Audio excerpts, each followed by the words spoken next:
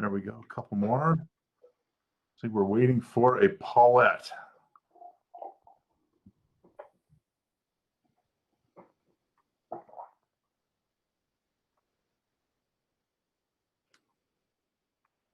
Any moment now. Just takes a minute for the internet to get down from Melby. Speeding down the wires now. Angelina, is that you? I only see the top half of a face. Are you with us today? Yes, I'm here. Wonderful. Yes, I am. Do you see me? Yes, I can see your full face now. Thank you. So good to see you. You're welcome. Yes, I've missed you guys. Okay, we got 1, 2. Where'd Matt go? He was here a second ago. Matt's on. I see him. Oh, okay. Yep, I'm here. Oh, there you are. I apparently don't have. There we go. Okay. Well, anybody? Are everybody all set to go? Okay. Then let's call this meeting to order at 7:03 and stand for the flag salute.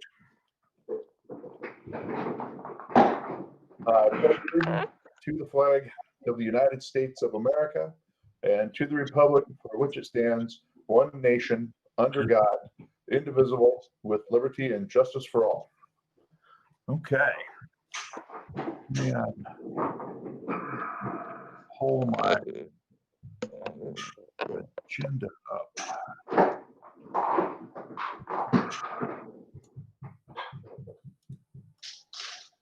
Maya, I want you to all meet this is my new service dog. This is Maya. Maya, pause up. Pause up. Can you see her? There she is. There we go. So she is I've been training with her all day. She's my new service dog. And she does about 50 commands by voice. Excellent. And I never had kids that could do 50 commands by voice. So right on. Okay, I've got my minutes up. So I would consider any changes or additions to the agenda. Okay, seeing and hearing none. Move on to the consent agenda. I would consider a motion to approve the consent agenda as presented. So moved. second. All right, moved and seconded. Any discussion on the consent agenda? All right, seeing and hearing none. All in favor, please signify by saying aye. Aye. Aye. All right, all opposed, please signify by saying nay. All right, consent agenda is approved. On to reports and presentations. We will hear the Eatonville transition plan. Wow, that was quick. We moved really fast. Okay, well, they've told us we have 10 minutes, so we'll try and be real short with as we can, and then give you a chance for questions. No worries. Have we got the, Steve, have you got the? There we go. Okay. Well, basically, what we did was the transition plan is a plan under the Americans with Disabilities Act. And we were asked by the district to kind of review the facilities. Next. Steve, can you turn the next slide? One moment. And we did want to really give some special thanks to John Fisher. He knew every nook and cranny in every building that we went to, and that really helped us a lot. The transition plan is part of what's called the self-evaluation, and they are really separate. The transition plan looks at barriers to persons with disabilities in buildings, and the entire self-evaluation process also looks at policies and procedures and equity and all those kinds of issues. And next, Steve. One of the reasons that we do the transition plan is that many of the school districts, if there are civil rights complaints filed, they tend to do with facilities. And so the purpose of it is to prevent litigation, save money by coordinating the modifications with alterations. In other words, let's say you've got to do wheelchair parking, you can do that at the same time in the summer. And it also allows for effective planning, so different kinds of services can be coordinated. Next. The other thing is, it's not, we're not making a list of everything you have to do. We made recommendations, and you've got a copy of the entire document there. We made recommendations, and you can really pick and choose what you want to do. For instance, you may focus on older buildings, or you may say we really need to fix our playground areas, or what do we get the most money or the most bang for our money when we are spending money. Buildings don't need to be fully accessible, but programs do. Okay, Steve?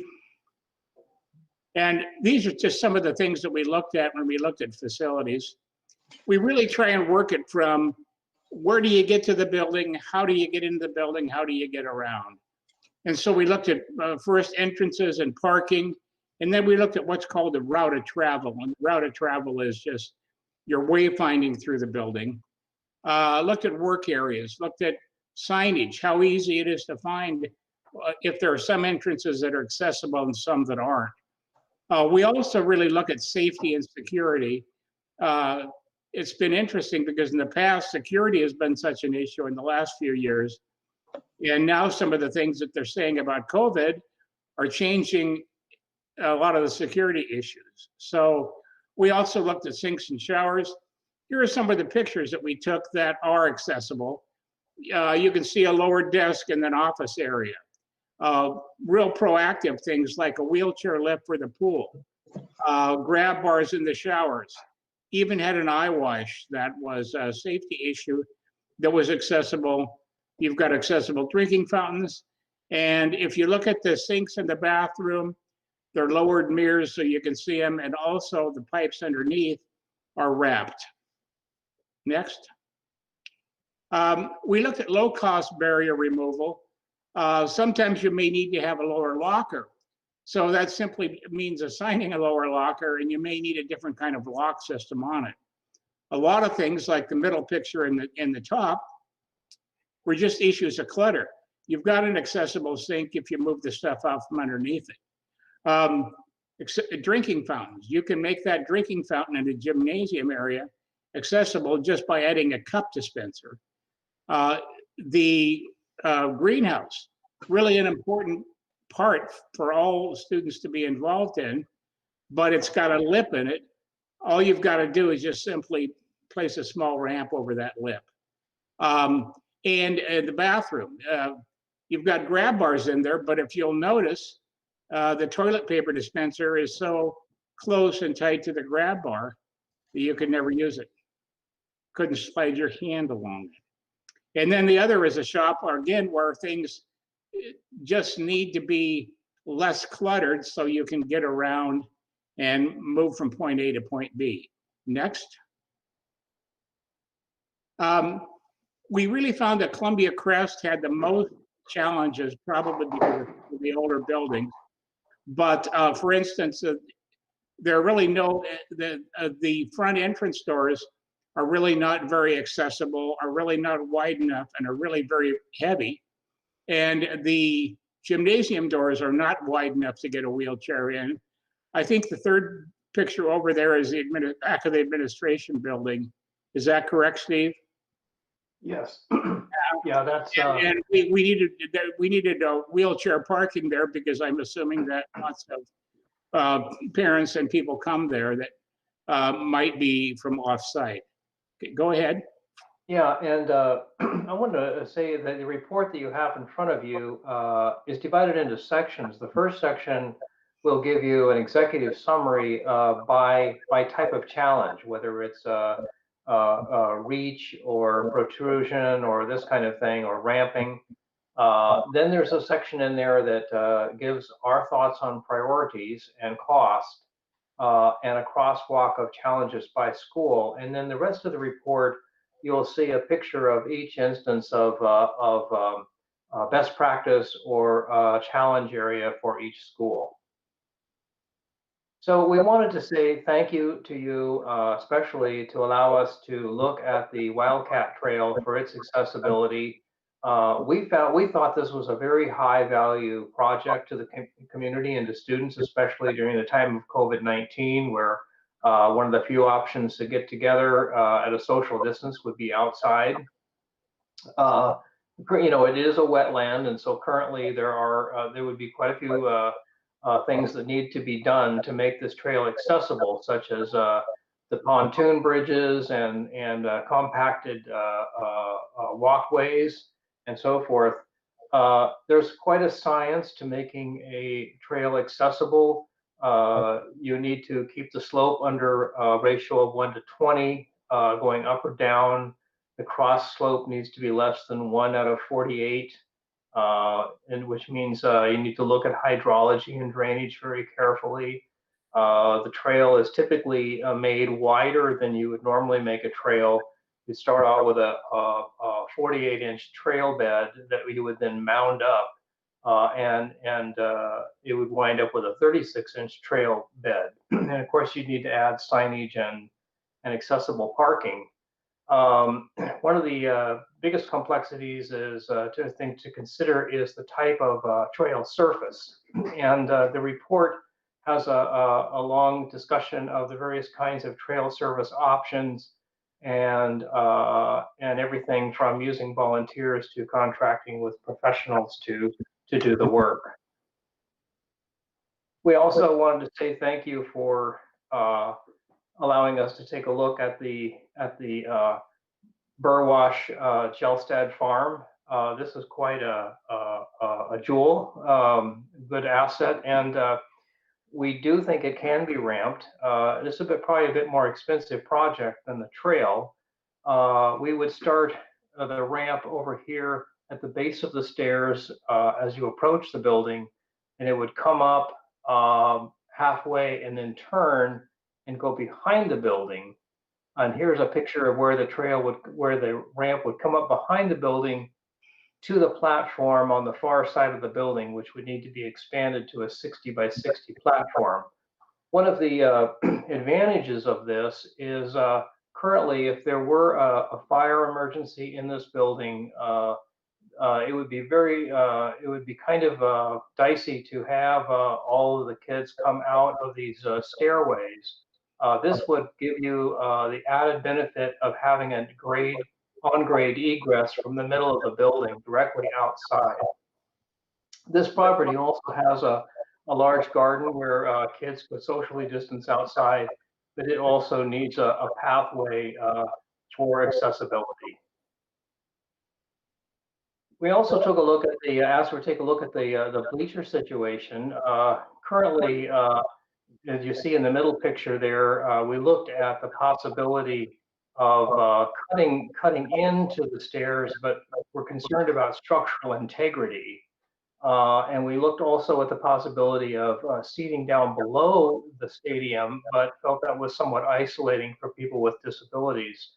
What we came up with is the idea of, and you'll see the picture on the right, of building the main platform out by 48 inches at one or two locations.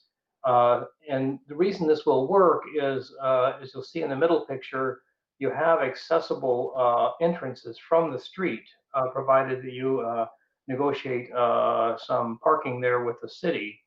And then people in a wheelchair can come in and be right with everyone else and be able to see the game. So that was our best guess there, and we think that this could be done with regular construction techniques and volunteer or contractual labor. Although we saw a lot of very good accessible features inside the various school buildings, the playgrounds were a little bit more of a challenge. Many playgrounds had curbs that were inaccessible. They did have low to the ground play features, but getting to them was pretty much of an impossibility in almost all the playgrounds. There are two standards that the ADA refers to for playgrounds. One of the standards has to do with safety in case of a fall. So of course you have material that so that if a child falls, they will not be injured. But the other standard has to do with a material that you could actually move a wheelchair over if you were a parent or a child and you're a wheelchair user. There's about a dozen different options for material and playgrounds, and they all have their costs and their benefits. Some of them are, everything from pea gravel to wood chips to rubber matting. Some of them are higher maintenance, but more accessible. Some of them are, and it also depends on how they're kept up. But currently, almost all the playgrounds in the schools do not meet accessibility standards. We were asked also to look at a potential proposed admin site. This is across from your current admin building. And we felt that this building would be extremely difficult and extremely expensive to bring up to accessibility standards. Probably impossible to have an employee who's working on one level of the building be able to interact with and circulate with employees on another level of the building. Most of the doors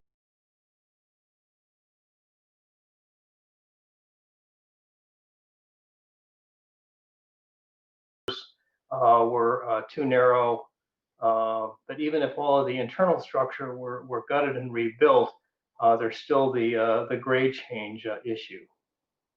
And I'll turn it back to Steve. What we really want to talk to you about now is where we see the district going from here. And what we tried to really find out was what kinds of resources are available.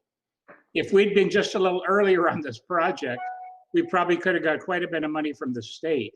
They are offering ADA funds, and Steve and I actually reviewed all the projects for the state and graded them. And we could really help the district write a proposal. And obviously you can't guarantee anything, but most of the grants were around $100,000 to do ADA improvements. And I think with the kinds of changes we're looking at, we could get an awful lot done with that. We'd also could work with, like on the trail, with the community volunteers. And we also want to help plan long-range capital improvements if that comes up. We think the thing that really needs to be done now, and this obviously is something that the board needs to decide upon, is to complete that self-evaluation and look at policies and procedures. And those are primarily human resources kinds of issues, job descriptions, newsletters the district puts out to make sure that there's equity in all of those. And so that would be our suggestion the next time, and that could be done in the next, anytime you would want. But we think that's really important. I do, in closing, want to say that for a small district like yours to be as proactive and to at least get this transition plan done is much more proactive than I've seen many, many other districts. So congratulations on that. So now I guess we're open for questions if you have any.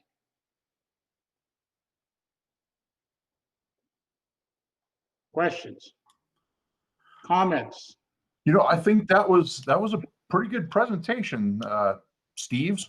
That I mean, I feel like I'm on a good footing to understand and see where we need to go. And I think in 10 minutes you just you nailed it. Well, we practiced. Yes. I'd like to make a comment. I'm very grateful for how you really looked at how our community could support this and really started off with some things that we could do right away. And that even with the current financial situation or current status we're in, I really am very, very grateful that you brought those really common sense things forward, things that I hadn't thought about that we could start on right away. And that was very, very appreciated on my behalf. And really, whether you hire us to do the rest of self-evaluation or not, I'm not worried about that. We will be glad to And I've talked to John and I've talked to Kim Knight, and certainly be glad to get you connected with the state on those funds that are available. I also think with volunteers, the community has sweat equity. And I think when you do that, you take care of facilities better. When I work with large districts like Tacoma or Kent, you know, we see a lot of vandalism in some of those areas, and it really makes you feel bad when they've done a lot of money to modify things and things have been vandalized. So I think that, you know, tying the community in is really crucial in something like this. Yeah. Okay. Good. And also, I would say this for I was just going to say, I would say for the student advisor there, we did go through the high school, and every one of the students that we met was helpful and polite, and it was really a joy to meet a lot of the young folks there. That's right. We met the student body president, and So was that Gavin? yeah, it helped us look at some of the facilities. He shook our hands back when we could. Yeah. Nice gentleman. I'd like to thank both of you. I am the superintendent, Creston Barr, and I have not met you yet, but I definitely will be following up with Kim is not here this evening, and I know that she wanted to also say thank you very much. And John Fisher just spoke highly of you. So thank you for helping us think through. I was really excited that you looked at the farm and our Wildcat Woods and especially our playgrounds. And so we will be connecting with you. And thank you so much for a wonderful presentation and all the information. Thank you. Too, that those, you know, those are the kinds of things that make Eatonville unique. I mean, who has a nature trail like that can really, really be useful to students? You know, who has an old barn like that while it needs some work, I mean, I think we need to, one of the things that as a college professor that I think we really need to do is put more effort into vocational education. Not everybody's going to be into videos and technology. And so I think that the vocational ed is just as important, if not more important, than some of the other kinds of things we do. We actually, yeah, let's put our heads together. If you guys have some good ideas for that barn that maybe we can get a fantastic and we'd be money for. We'd be glad to sit down with you sometime too, and just to kind of brainstorm on some of those ideas. I love that. Thank you. Thank you very much. Yeah, thank you. Well, I want to say I really appreciate your presentation and the way you put it together, and the amount of time and energy that you put into it, and giving us like Rhonda had said, practical things that we can do, we can get started doing.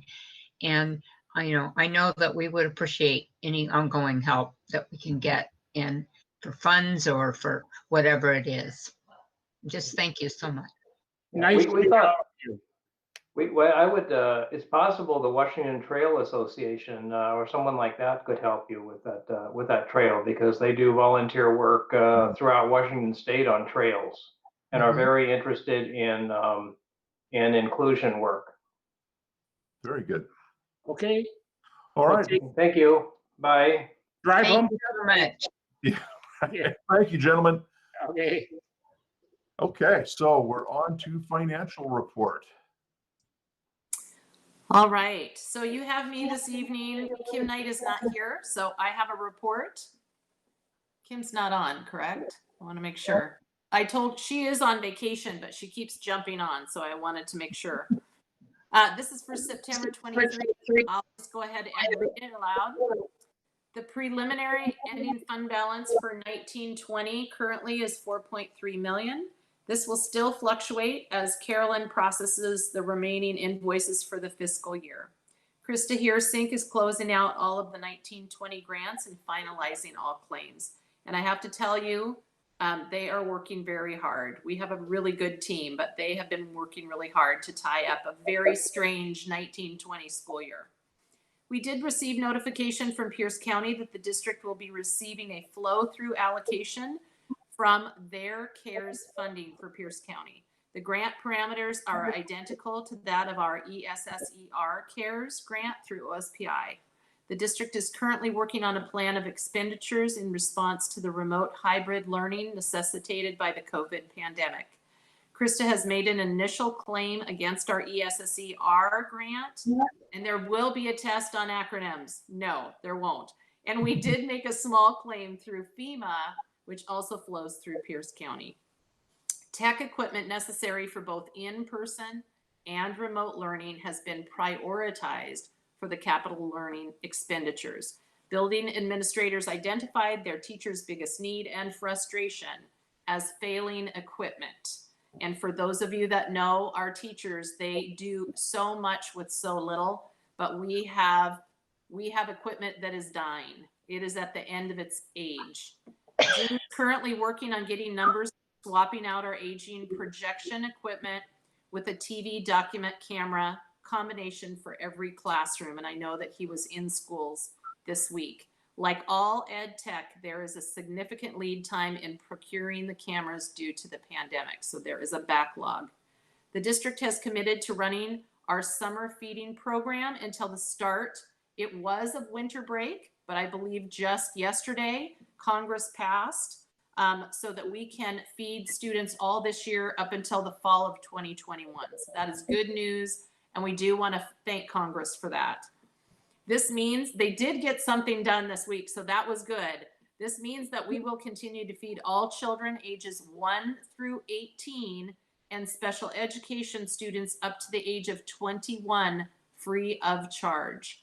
We are currently working on the challenges presented by a possible transition, but really we are not worried about the transition anymore because that has been extended through the school year. In human resources, Kim's other hat, the MOUs were finalized. I think that you did receive an email, but both PSE and EEA for our remote and our hybrid learning. We have filled 2 temporary IT help desk positions. Thank you for accepting them. We have fantastic Sandy Doyle and Kathy Bloom working really hard to providing additional both parent support and student support. So they are available and they are working really hard. They are under Byron's department as well. Additional special education, paraeducation positions are being added for hybrid learning to assist with maintaining social distancing and masking. And Kim did let me know today that we have gone through all of our callback for our paraeducators, and now we are adding positions. So that is great. We have all of our people who were able to and wanted to work hired back. So that's amazing. All paras will be recalled to their full hour when we switch to hybrid in-person learning. Our bus drivers will be recalled to run all routes at that time. Since we are not having in-person instruction on Wednesday, our bus drivers will still be partially furloughed for that day only, but all are eligible for the shared work program. And Pam and Kim have worked on getting that program up and going. So the significant there is a better payout for our employees than regular unemployment. And at the same time, it is a federal program that does not hit the district's unemployment rate for future contributions. All right. And then I will just jump to make sure that you look at our enrollment. Please know that things are shifting and changing. When we have made the announcement that we are going to hybrid for elementary, we have some students and families that are opting to our online programs. So they may be increasing. Our MRPP is as large as it has ever been. In fact, I don't see it on this list, but I believe that we're like 63, 64 students strong. That's the largest we've ever had in MRPP. And we will be reporting out once the dust settles, once we get into the hybrid learning. Okay, that's it for me, unless you have any questions. Okay, thank you. Very good. Thank you, Creston.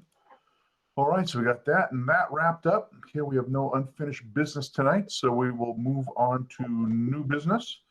And we will begin with considering the approval of the junior wrestling program donation of $3,352.69. Who's that from, Creston? You know, it says that there's not a name on here. So I do not see a name. It says that they did not want to be anonymous, Oh, okay. but there's no name on here. So Yeah. Okay. I can find out for you. I can have Kim send you an Okay. email, but I do know that our junior wrestling. Oh, it is from junior wrestling. Oh, okay. Yeah, and thanks to the junior wrestling program for the donation of There we go. to the wrestling team. So There- those are there our we go. younger students donating to our they're seeding their future wrestling careers. Some better mats when they get there. Yeah. Smart thinking. Very good. Okay, so I would consider a motion to approve the donation from junior wrestling in the amount of $3,352.69. So moved. Second. Moved and seconded. Any further discussion? Okay, all in favor, please signify by saying aye. Aye. All Aye. opposed, please signify by saying nay. All right, motion is approved. Thank you, junior wrestlers. That's outstanding. So B, we will consider the approval of Resolution 719, which is, my understanding, just replacing last year's suspension of policy. So That is correct. That okay. is So I would consider a motion to approve Resolution 719. So moved. So moved. Moved and seconded. Any discussion on Resolution 719? Okay, seeing and hearing none. All in favor, please signify by saying aye. Aye. Opposed, please signify by saying nay. Okay, Resolution 719 is passed. Now we will consider approval of WASDA policy changes. 3122, excused and unexcused absences. So Jeff, unless there's questions on any of those, really those are language changes that WASDA has done. And they're really more semantics Sure. and consolidation. So if you wanted to bundle those all three together, unless you had specific questions. Yeah, so real quick, Creston, on the substitute employment one, I'm just not really sure what to think about substitutes being required to implement all health plans, IEPs, and 504 plans when they're not even going to know those are in their classroom when they take the assignment over the phone at night. You know, how are we going to support that language? Well, that is a good question. You know, some of that is by law. So whether or not a student has a teacher that does, you know, follows their IEP, that is a non-negotiable, and the 504. And so each of, and especially in the age of COVID right now, there has been, we have made a commitment through our CBA for our teachers union to continue having substitutes, because we know that will be even more important as we kind of navigate through the COVID outbreak. So we will be working through that. Really is under Kim's jurisdiction. So if you would like to table this one, we could talk about it at the next board meeting if you feel more comfortable. I would want for Kim to talk about, you know, how through employment and human resources we will be addressing that. If that is the other way, you could pass it, and then we could go, you know, through the explanation if you wish. Whatever you. No, I don't want to hold it up. I mean, I kind of expected it to be, most of it is the law, and we have to do it regardless. But having a close personal relationship with a substitute teacher on occasion, they get dropped into some pretty untenable situations once in a while. So Absolutely. so and as you know, that language is very specific about the administrator being responsible for making sure that the substitute would know that. right. So, okay, well, that satisfies me. So anybody else have any other questions? Okay, then, so I would consider a motion then to approve the 3 WASDA policy changes to policy 3122, 5610, and 6512. So moved. Second? Okay, moved and seconded. Any further discussion on these policy changes? Okay, seeing and hearing none, all in favor, please signify by saying aye. Aye. All right, all Aye. opposed, please signify by saying nay. Okay, policy changes are passed. So let's move on to D, discussion regarding the DEI committee request. Take it, Rhonda and Lisa. All right, I'm going to take the lead on this one, and I will have my co-partner, Director Litzenberger, to kind of help me with some of the discussion that we had with our community last Wednesday. So the district consists of Superintendent Barr, Diane Hersink, Director Litzenberger, and myself. Had a privilege to meet with our community, passionate community members of Eatonville on the diversity, equity, and inclusion. The discussion was very intense, very, it was a really eye-opening and really overwhelming passion statement from our community, engaging in this conversation about diversity, equity, and inclusion. A couple things that they had, what I really appreciated in that meeting is that they were very well prepared. They had created an agenda for us to kind of talk about, and I'm not quite sure if Debbie was able to provide that agenda to you, Jeff, Paulette, and Matt, but Sarah opened the discussion about the role of diversity, equity, and inclusion in Eatonville schools. She shared that some of the lack of perhaps conversation, dialogue on in talking about the diversity, equity, and inclusion in our district, the lack of training perhaps, those are the things that they're concerned, and they wanted to bring that to our district. Awareness of that concerns. The biggest thing, the 2 takeaways that for me, my personal opinion, and I'll give it to Rhonda after this, is they would like a statement of support from the district.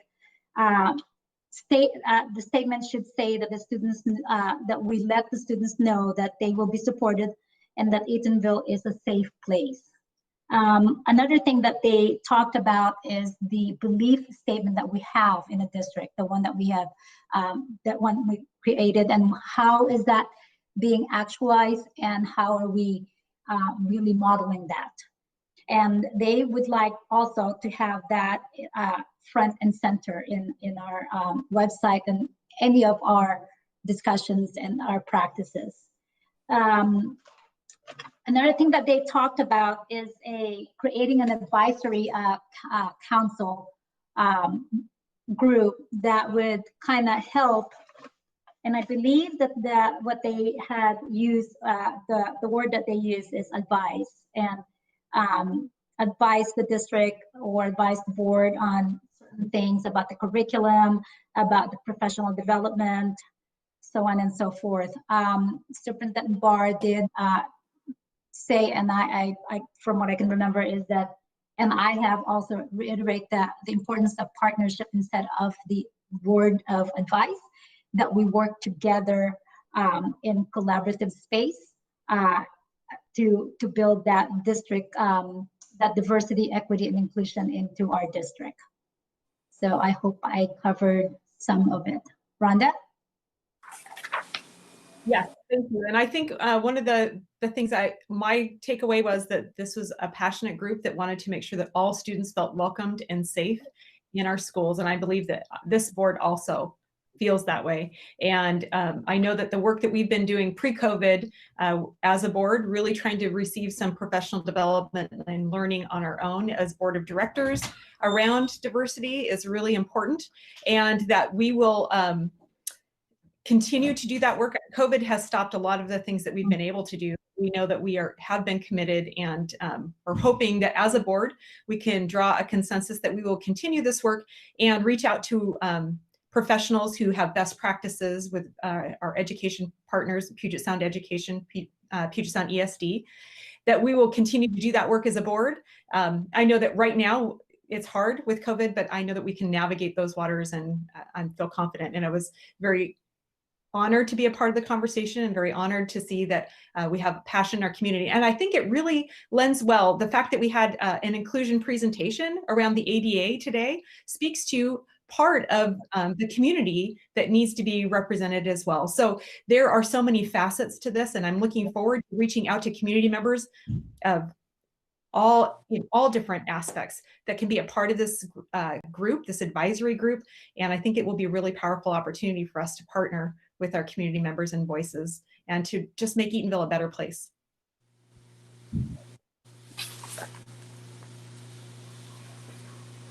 I also would like to add that as a reminder that this is a work. It's a lot of work that needs to be done. And it's a commitment from both sides, the district and the community. It's not an overnight work. There is going to be some uncomfortable conversations that we're going to have. We need to be prepared for that. And I think one thing that I did remind everyone is that a space of feeling safe if we are being uncomfortable and vulnerable.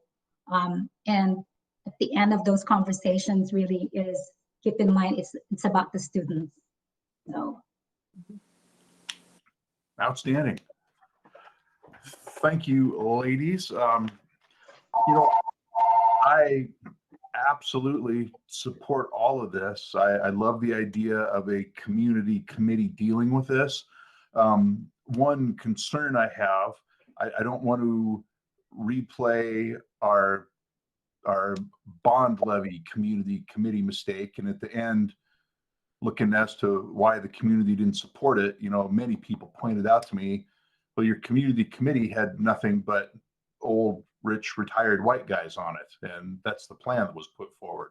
So if we're going to have another community committee, I want to make sure that we have a diverse community representation, and it doesn't become, like a club, like the bond committee kind of did. So I'd like to speak to that, and I think that's why it's very important that we reach out to Puget Sound ESD to have professionals that will guide the community conversation around this, help us reach out in appropriate ways and really evaluate who we have sitting on that advisory panel to make sure that all voices are heard from an outside perspective. I think it's really important, especially in a small community. I think it would be very valuable and important work. Yeah, I agree. Let's see. We did let them know that Preston knows a lot of people and that she can get us the right people to navigate us to this work. Would you like me to speak to that? Yes, please. All right. Well, I want to reiterate the fact, and I'm sure that we have many families that are represented that are watching, I hope. I just want to thank them so much for coming forward with a passion for children, a passion for feeling heard, a passion for making sure that all of our students are seen and respected, acknowledged for who they were. I have notes down here, so these were notes that I took. And that is seen through textbooks and websites. We had teachers represented, we had families, and we didn't have students, but I know that we will have students represented. Looking at diversity in curriculum, I think this earlier today we heard access and opportunity for making sure that we see all of our populations. But most specifically, we talked at that meeting about really looking at race and privilege and vulnerability and speaking both your truth and being accepting of others. And I have been involved in this work really for my entire life, my prior work. And I'm very excited, and I know that this is difficult work, and it's it requires all of us to lean in and be where we are in our journey, and to be accepting of others, and to be curious, and to be accepting. And so through that, I met on Monday with Felice. I don't have her last name right. I want to say it's Peralta, and Brad Brown from Puget Sound ESD. And we had a really long conversation. And they also were able to view both the notes from the meeting, and Brad actually transcribed. So he watched it, and then so we had common information. And so Felice really was excited about working in a small town, and making sure that these were her kind of next steps. What she'd like to think about is training when the central office do this all together around the building capacity for racial equity, and that already exists. And so that would be something internally that we would be doing. But starting with the board, with this group and the central office together, and really starting the work with the board, and to translate the desires and goals, because that's what we were hearing. We were hearing, we want to see this, we want to see that. And like a statement, a strong statement, I heard that throughout the letters.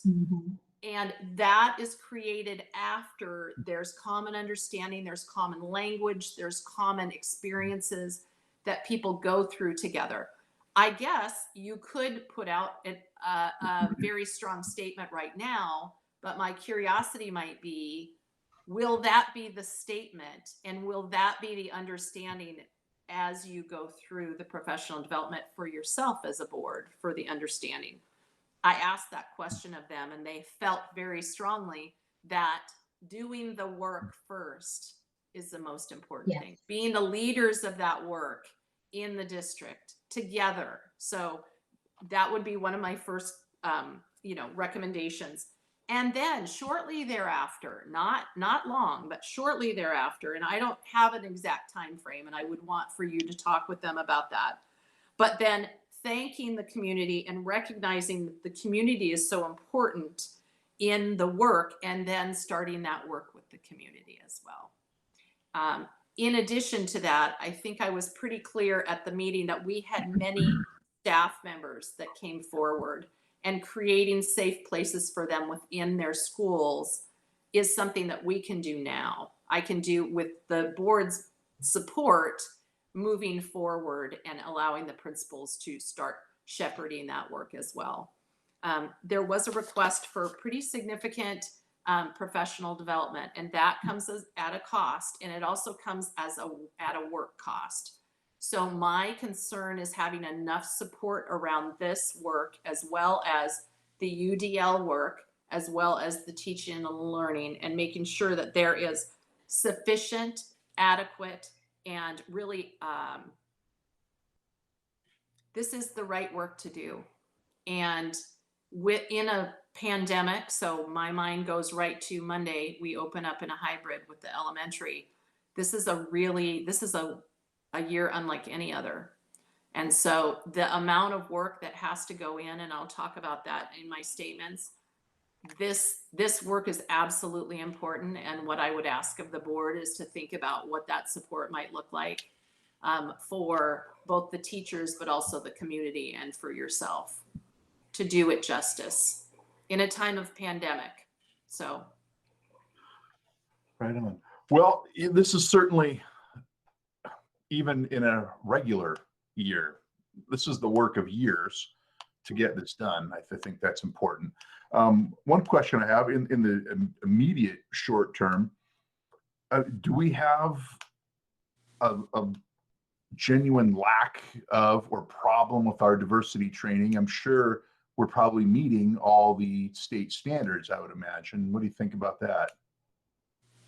That's an interesting, in terms of professional development, I know that we have really committed certificated staff, as well as classified staff, that really want to do this work. Is it happening really richly in pockets? I can't say that exactly. I do understand that there are some book studies that have started, and I know that the work is being done within classrooms around students.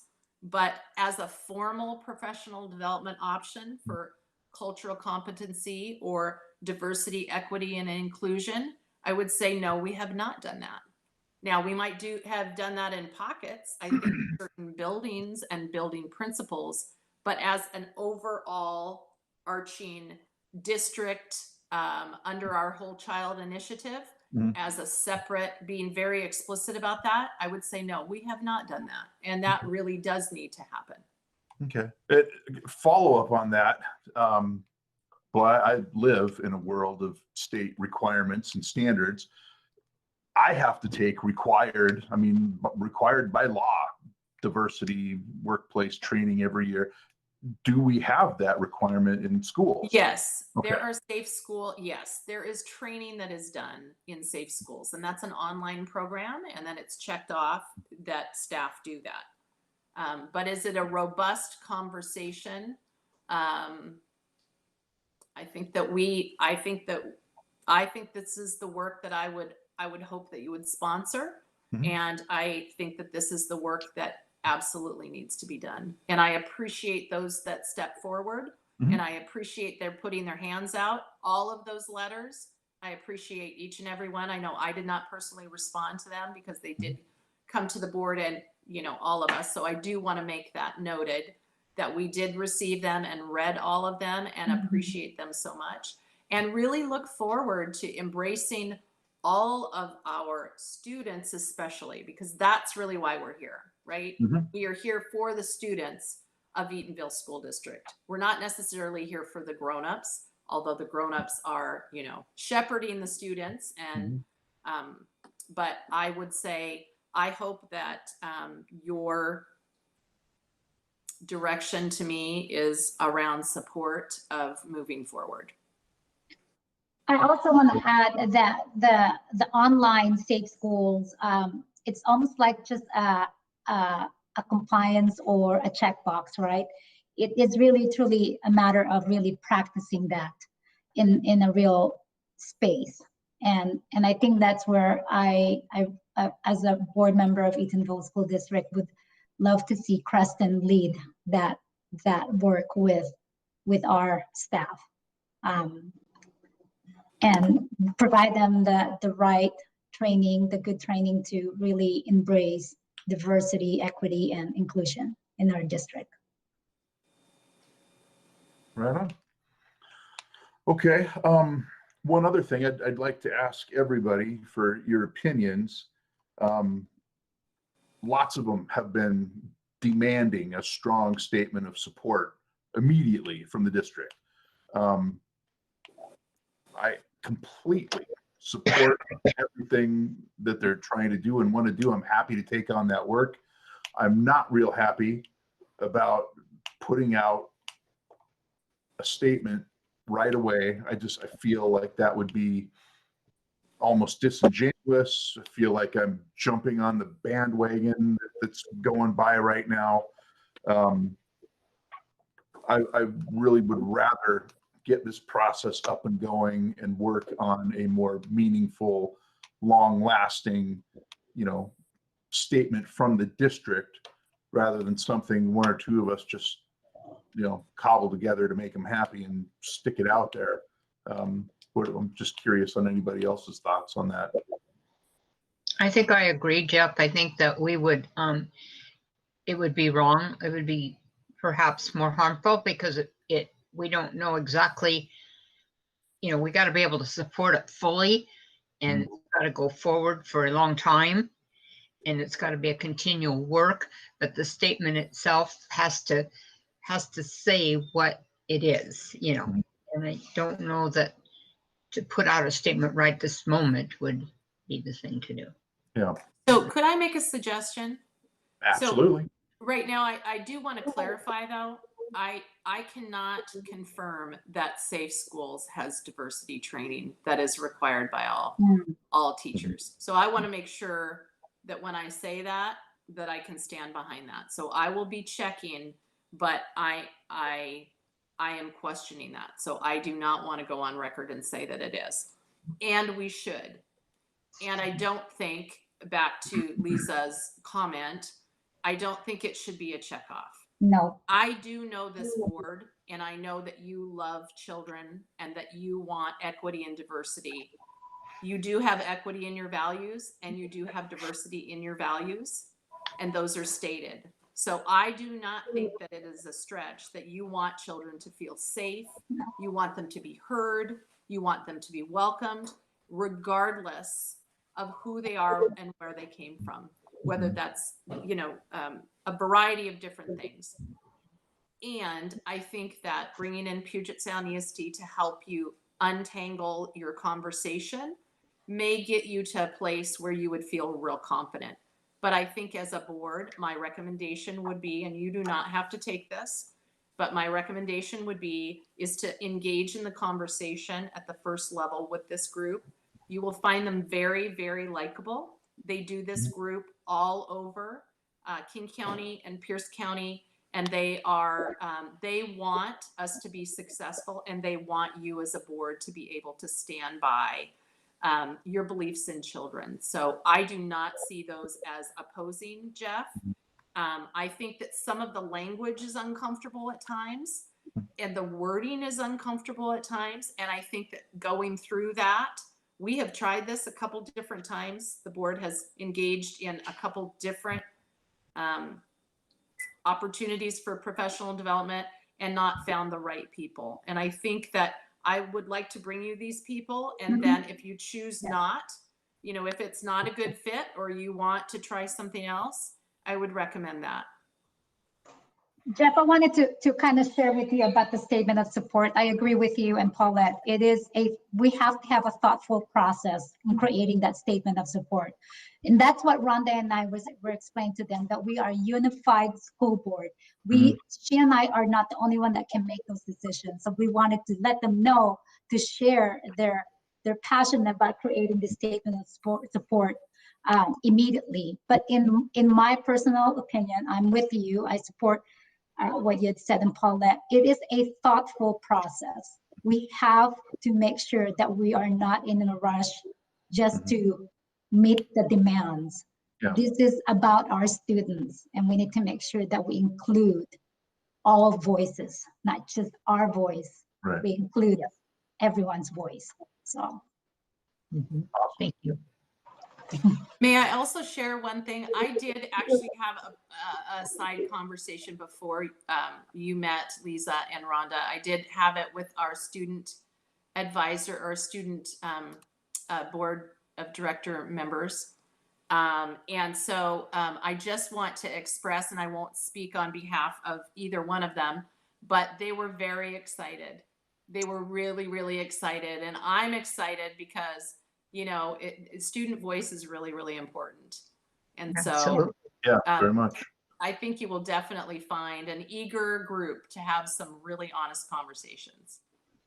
And I'd like to add on to that. That's one of the things that's really important to me, that as a board, we do have 2 student representatives that need to be part of that conversation and help us with that work. And so they're new to our board, and we haven't had the opportunity to really do any of this work. It has to be meaningful. It has to be something that is going to be lasting and impactful.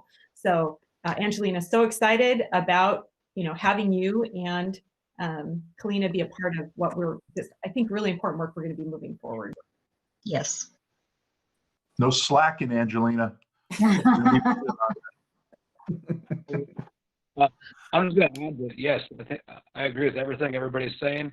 I'm really looking forward to kind of going through some of this together as a board with the community and with our students, and really making sure that we're able to do more than just say, yes, we support diversity, equity, and inclusion, because of course we do, but really kind of learning how we can become better, but do that all together as we all grow as a board.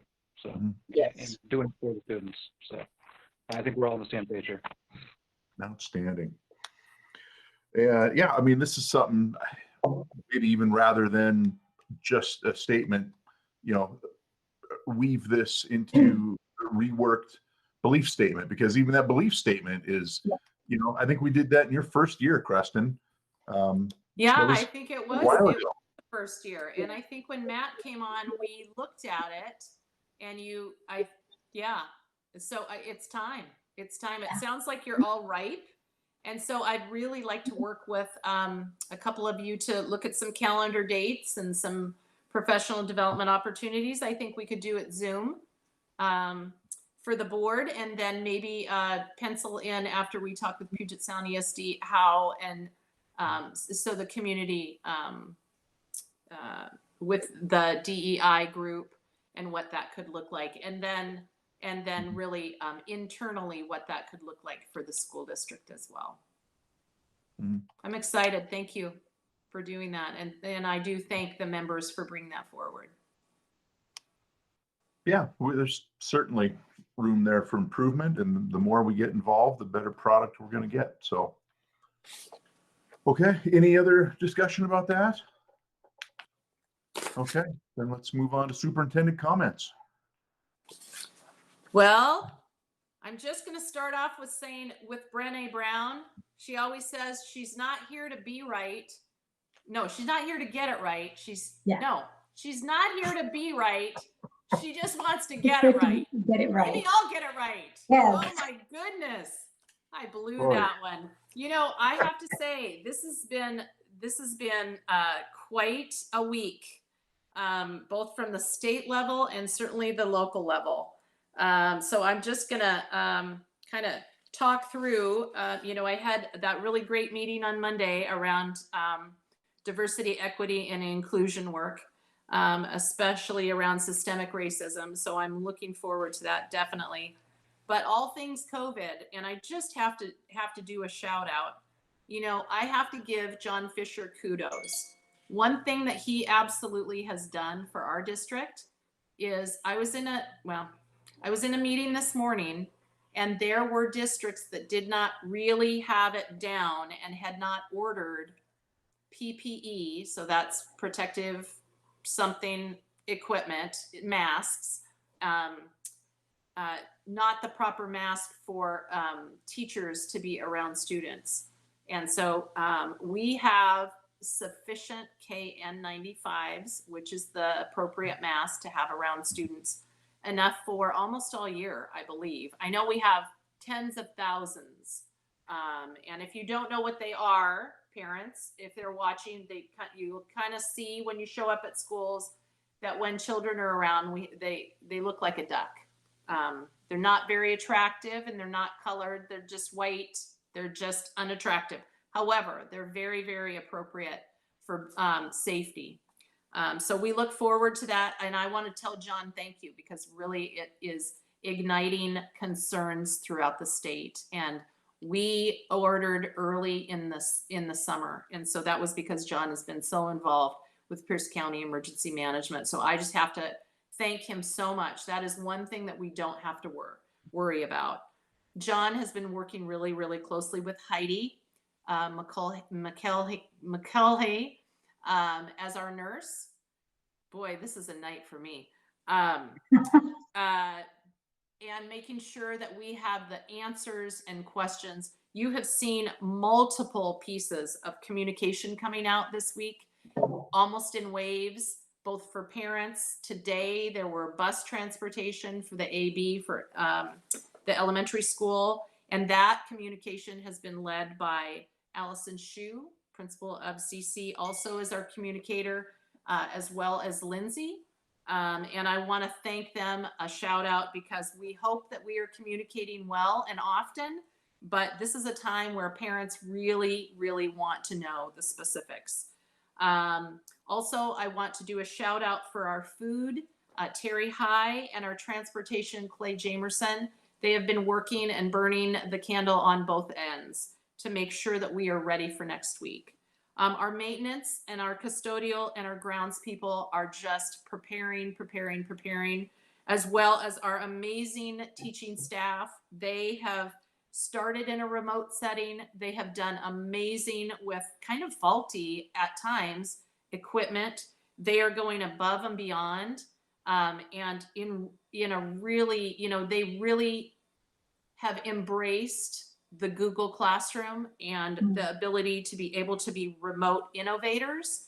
And I'm just so proud of them. We are such a small district and they are simply amazing. I mean, the level of expertise that I hope that our families understand. You know, we have always known that we have great teachers. And now, you know, I know many of the parents are being able to see the teachers actually in action. And that is simply fantastic. So I just want to give them a shout out. And it's awkward. You know, it's a learning curve. It's different. It's certainly different than the spring. The spring didn't feel as high stakes as this. And I know that the teachers are above and beyond trying to make sure that each and every child gets what they need. Connectivity is a huge issue. I have spoken with the FCC director. I was on a podcast with 4 other women across the nation, and we were talking about rural connectivity. Byron Adams connected with Dennis Smalls today. Maybe it was yesterday, I don't know, around rural connectivity. I know Rhonda and I have had conversations about rural connectivity, and we are going to just keep pounding that, because regardless if we come back in hybrid, we know that this pandemic is at least going to be a year before there will be really widespread vaccines, if and when they're ready for children. I mean, we're hoping, and for adults. And I don't want to speak about that because I know that people have opinions about that. However, we do have to plan for the long term. And so connectivity will continue to be an issue. I want to thank the parents and the grandparents and the guardians that are sitting with their children, especially our elementary children, doing the work with them, helping support and reaching out to the teachers, unlike anything I've ever seen in my 36 years. And so we are so blessed to have our wonderful parents and our wonderful community. We really, really are blessed. I listen to other superintendents in other areas, and we just do not have that communication that's going from parents to teachers. Is it perfect? Absolutely not. I have advocated for in-person education and instruction, that really, really is the optimal. And in a pandemic, there are, you know, so many barriers to that. We are embarking on Monday with our AB schedule hybrid for elementary. We have planned and planned and planned for every avenue with the Department of Health, with aligning with all of the requirements, with appropriate L&I requirements and Department of Health. The CDC guidelines change a lot. And so I guess I'm just relating to the fact that I want the board to understand that this is the most uncommon time for principals to get a school up and going in a manner such as this. All of the people involved, from every step, from food service to our paraprofessionals, to our custodial staff, to our, you know, IT people. I mean, every single person in the system is working harder and in ways that we have never had to do before. And I want to thank the board for supporting us. I want to thank you for your continued focus on children. And just know that we are so excited to open up our doors, as well as, you know, it's a different feel. We need to make sure that people are safe. And that goes for children and staff and everyone connected to school. So we are doing our very best. And we want the families to know that whatever your decision was, whether you're homeschooling all this year, or you're on our online programs, or you're in our in-person hybrid, that we will do our best to serve your needs. And we're a small community. I mean, we are only 2,000. There's not a lot of us. There's 2,000 children, actually 1,858 this year. And, but we're strong and we're committed. And one thing that we can do is we can turn very quickly and do what's right for children. So, and then lastly, I just wanted to thank both of the Steves for really highlighting access and the attention to inclusion and thinking broadly and not just so narrowly. I think that there's some really great partnerships. I was already thinking of some of the people that Rhonda seems to know across the community that really, really would, we do have students in wheelchairs. We do have students that have a variety of needs, and, we want them to be outside and to access our playgrounds. That's one thing that I think surprised me more than I thought, and I had not thought that. So I'm really, really grateful that John brought them in, and I look forward to working with them more. So with that, unless you have any specific questions. Oh, and the last, your Board of Distinction was shipped off. I did want to say thank you to Debbie for typing all that up and making sure that we got that done. I don't know why those have to be so long, but so I want to thank you guys. Did a lot of work last year. I hope that you had an opportunity. If you did not read it, please go back and read it because it's quite stunning. I had forgotten that we just went out for a levy last year and just passed it in February. It seems like years ago. So with that, I'm done. It's a good read. I couldn't put it down. I do have a question. Kristen, I have a question. Is transportation part of this hybrid? We're transporting kids? Yes. So the hybrid, so what will start on Monday is all of the bus routes have been rerouted. And so we're running full buses. Okay. So they're going to come in the morning and then they will go. As we add students, so the A group will come half day on Monday. The B group will come half day on Tuesday. And then Wednesday, is the planning time and the individual students. And then on Thursday and Friday of next week, we'll start with the B group. We started with the B group. I know that some parents were wondering, but when you look throughout the year, the Bs actually, if we didn't do it that way, would meet 3 days less. We did have a teacher that figured that out. I did not figure that out.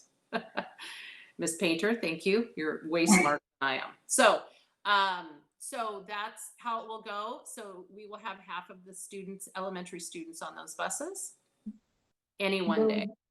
Will there be deep cleaning scheduled for the custodians for the classrooms every day that they're in class? And then what about the transportation bus? Is there going to be a deep cleaning as well? And is that part of? Yes, and it will be aligned to the CDC guidelines as well as the Department of Health.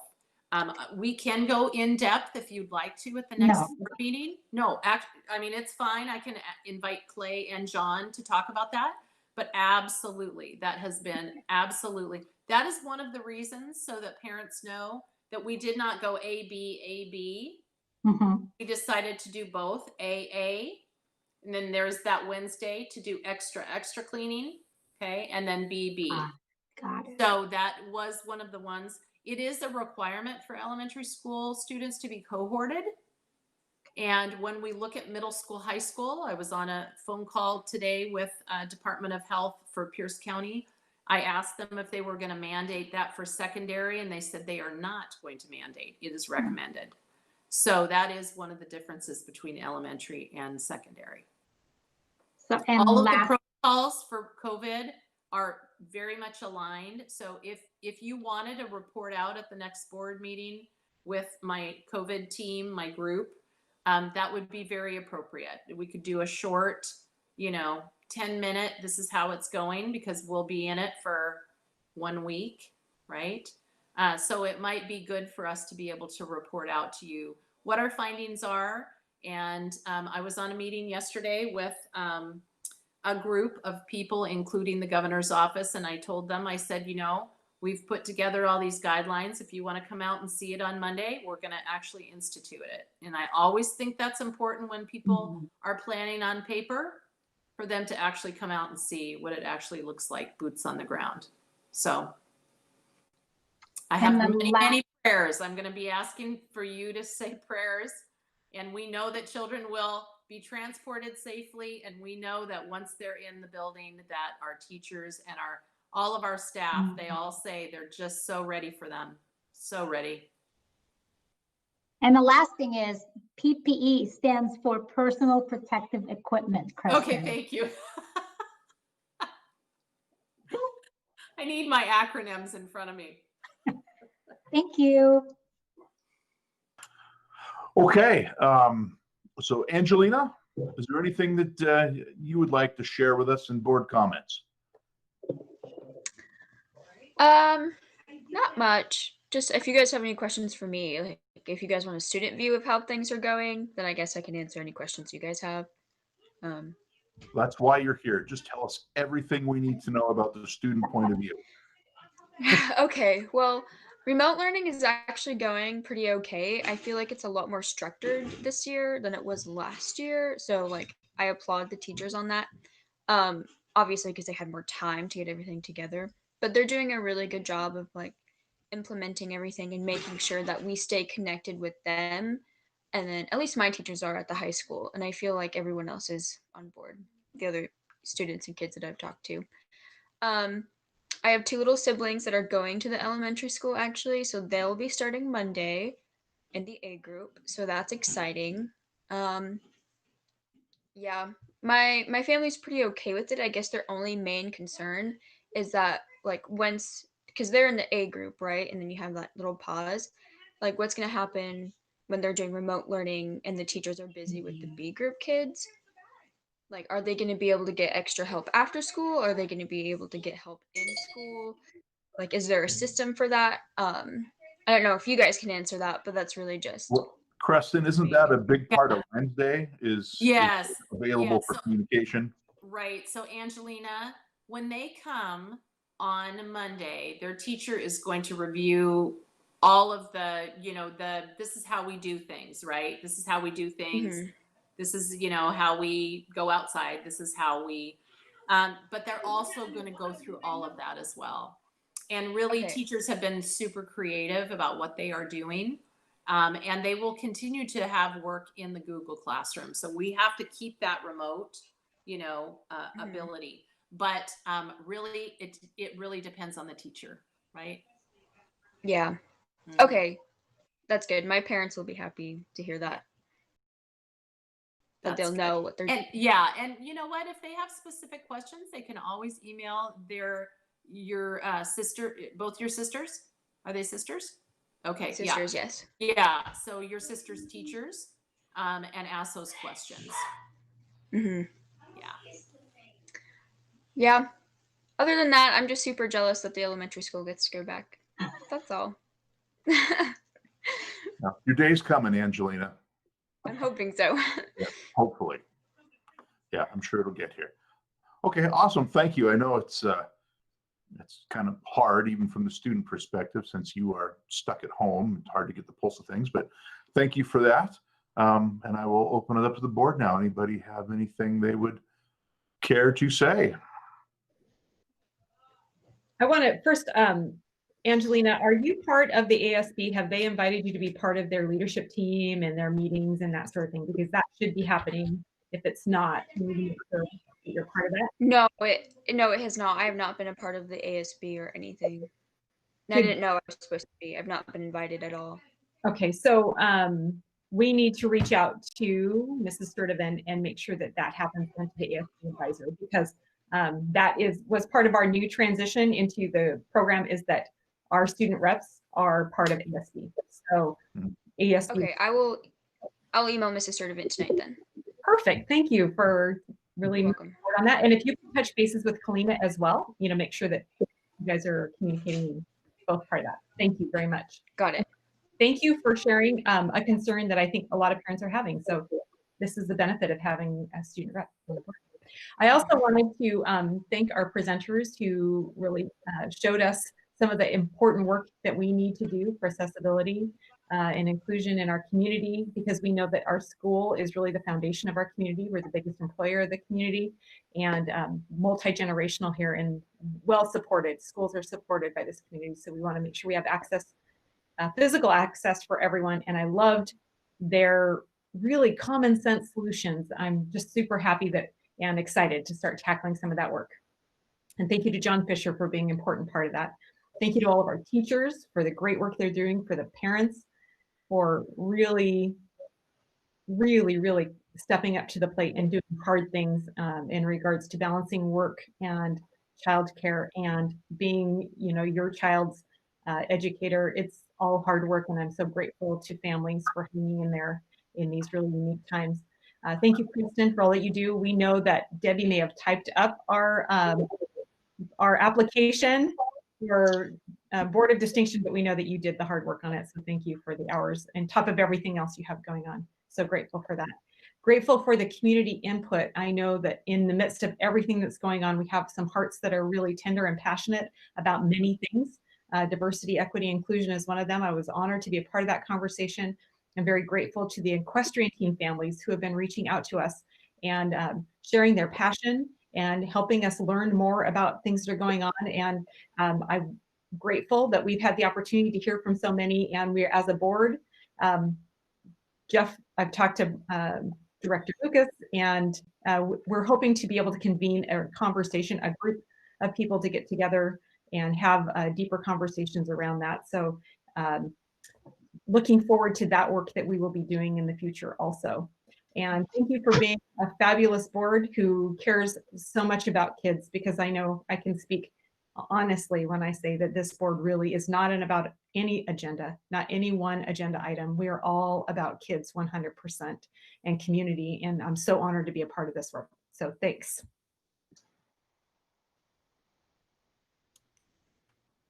Okay. Anybody else or anything? Well, I'd just like to share something that an experience I had recently. I interviewed a young woman who has a kindergartner in the Elm School District. And part of our conversation was, well, if my child is not back in school, I don't have anybody for her, so I would have to bring her with me. And that's, you know, as an employer, that's a question that I hadn't been approached with before. And I'm willing to give it a try. I'm having a little pushback from one of the gals in my office, but you know, she brought the little girl with her to the interview and she was fine. She's pretty self-sufficient actually. And it might be interesting for us to have her there. But anyway, it just brought me a different light from the difficulty that some parents are having. This lady is out of a job and she can't afford daycare, you know, so it's a dilemma, you know, for some, and that's something that, you know, my heart was out to them, and I've talked to several, you know, and my heart was out to them, but to have one walk into my office that applied for a job has really brought it home to me. And I know how much this board cares about every child and every student and every family. And I can't say I agree with Rhonda 100%, and I can't say when I talk to other people about boards and I hear complaints when we go to conferences and stuff, and I'm so proud to have a board like this that works so hard together and really does like each other. It's really important. It's important work we're doing, and I feel so privileged to be a part of it. So, and thank you, Kristen, for all the hard work that you are leading and doing, and all the meetings you sit through and do. I know it can be tiring and wearing on you, and I know that we just want you to know how much you're appreciated. That's all I have. Okay. All right. Anybody else? Okay. Well, I think between the two of you, you certainly touched on everything there was to speak about. So I'm happy to leave it at that. I thank you all, and let's adjourn this meeting at 20:25. Good. I get dinner. All right. Thanks, everybody. See ya. Thank you all. Take care. Thanks, guys. Bye-bye. Bye. Bye.